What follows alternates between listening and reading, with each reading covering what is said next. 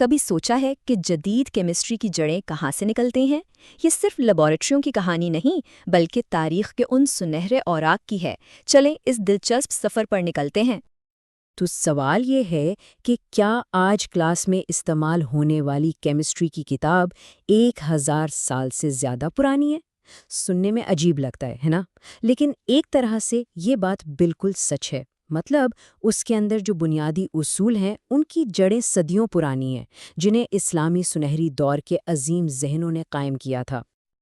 اور یہ صرف کوئی پرانی تاریخی بات نہیں ہے، یہ وہ بنیاد ہے، وہ فاؤنڈیشن ہے جس پر آج کیمسٹری کی پوری عمارت کھڑی ہے۔ جی ہاں، وہی اصول جو آج بھی ہمارے اسکولوں اور کالجوں میں پڑھائے جا رہے ہیں۔ تو سوال یہ پیدا ہوتا ہے کہ یہ سب ہوا کیسے؟ آخر اسلامی دنیا علم اور دریافت کا عالمی مرکز بنی کیسے؟ چلیں ذرا وقت میں پیچھے چلتے ہیں اور اس دور کو قریب سے دیکھتے ہیں۔ دیکھیں، 7ویں صدی سے 14ویں صدی تک کا جو زمانہ تھا وہ اسلامی سنہری دور کہلاتا ہے۔ یہ وہ وقت تھا جب یورپ میں فکری جمود طاری تھا، لیکن اسلامی دنیا میں علم کی شمع روشن تھی۔ بغداد کا مشہور بیت الحکمہ ہو یا اسپین کا قرطبہ، یہ صرف شہر نہیں تھے، یہ علم کے مراکز تھے۔ یہاں صرف پرانے یونانی علم کو ترجمہ کر کے محفوظ نہیں کیا گیا، بلکہ اس پر تحقیق کی گئی اور اسے ایک نئی بلندی تک پہنچایا گیا۔ تو اس دور کی خاص بات کیا تھی؟ وہ تھی سرکاری سرپرستی۔ خلفاء خود تحقیق کے لیے فنڈز دیتے تھے، اور سائنسدان وہ صرف پرانی کتابیں نہیں پڑھ رہے تھے، وہ جرأت مندانہ سوالات پوچھ رہے تھے، نئے تجربات کر رہے تھے، اور اسی چیز نے قدیم علم میں ایک حقیقی انقلاب برپا کر دیا۔ اچھا، تو اس علمی انقلاب کے پیچھے وہ کون لوگ تھے؟ وہ کون سے عظیم ذہن تھے جنہوں نے یہ سب ممکن بنایا؟ چلیں اب ہم خاص طور پر کیمیا کے ان بانیوں سے ملتے ہیں جن کے کام نے آج کی سائنس کی شکل متعین کی ہے۔ اور اس فہرست میں سب سے پہلا اور شاید سب سے بڑا نام ہے جابر بن حیان کا۔ مغرب میں انہیں گیبر کے نام سے جانا جاتا ہے اور انہیں بابائے کیمیا بھی کہا جاتا ہے۔ پتہ ہے ان کا سب سے بڑا، سب سے انقلابی کارنامہ کیا تھا؟ انہوں نے ایک بالکل نئی سوچ دی۔ انہوں نے کہا کہ سائنس صرف سوچنے اور بحث کرنے کا نام نہیں ہے، بلکہ تجربہ کرنا ہے، لیب میں جانا ہے اور چیزوں کو خود کر کے دیکھنا ہے۔ تو جابر نے صرف باتیں نہیں کیں، انہوں نے کام کر کے دکھایا۔ انہوں نے لیبارٹری کے لیے نئے آلات ایجاد کیے، ڈسٹیلیشن کے لیے استعمال ہونے والا قرۃ النبیک جیسا آلہ۔ انہوں نے کشیدکاری، عمل تبخیر اور تحلیل جیسے اہم کیمیائی عمل کو تفصیل سے بیان کیا، یہاں تک کہ ایسیٹک اور سٹرک ایسڈ جیسے تیزاب بھی تیار کیے۔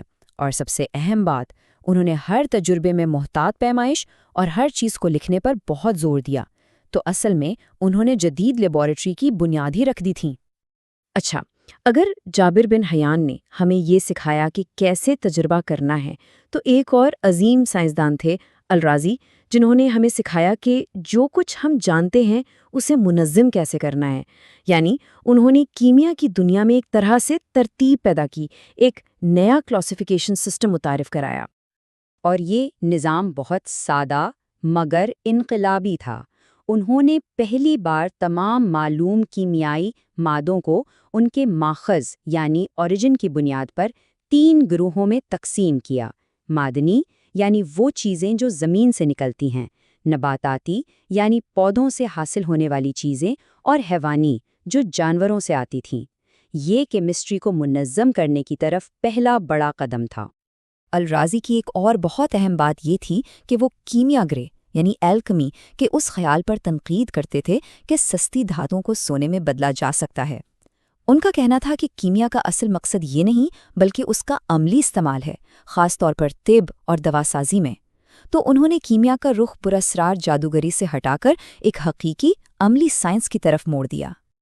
تو اب سوال یہ ہے کہ ان 1000 سال پرانی باتوں کا آج سے کیا تعلق ہے؟ کیا یہ صرف تاریخ کی کتابوں کی چیزیں ہیں؟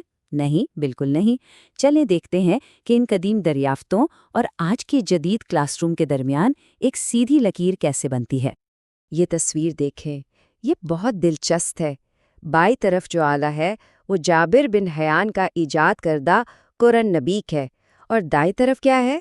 آج کی جدید لیب میں استعمال ہونے والا کنڈینسر۔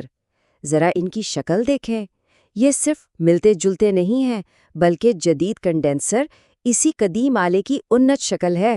یہ 1000 سال پر محیط ایک براہ راست تعلق ہے۔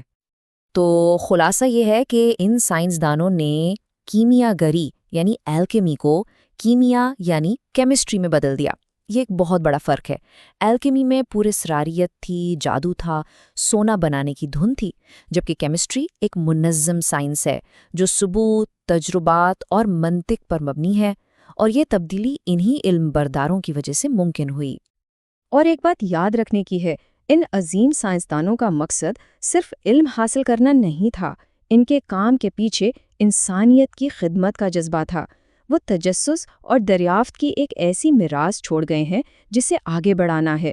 تو اب سوال یہ ہے کہ اس ورثے کو جاری رکھنے میں ہمارا کیا کردار ہو سکتا ہے؟ تو جب بھی کوئی کیمیا کا مطالعہ کرتا ہے تو وہ صرف فارمولے اور مساواتیں نہیں سیکھ رہا ہوتا، وہ اصل میں ان عظیم علم برداروں کے بنائے ہوئے راستے پر چل رہا ہوتا ہے۔ یہ ایک بہت بڑی، ایک بہت معزز تاریخی روایت کا حصہ بننے جیسا ہے۔ لیب میں کیا جانے والا ہر تجربہ دراصل ان کے کام کو آگے بڑھانے کے مترادف ہے۔ تو ان عظیم ذہنوں نے کیمیا کی کہانی کے پہلے سب سے اہم ابواب لکھ دیے، انہوں نے بنیاد رکھ دی، لیکن کہانی یہاں ختم نہیں ہوتی۔ اب سوال یہ ہے کہ اس کتاب کا اگلا باب کیا ہوگا اور اسے لکھے گا کون؟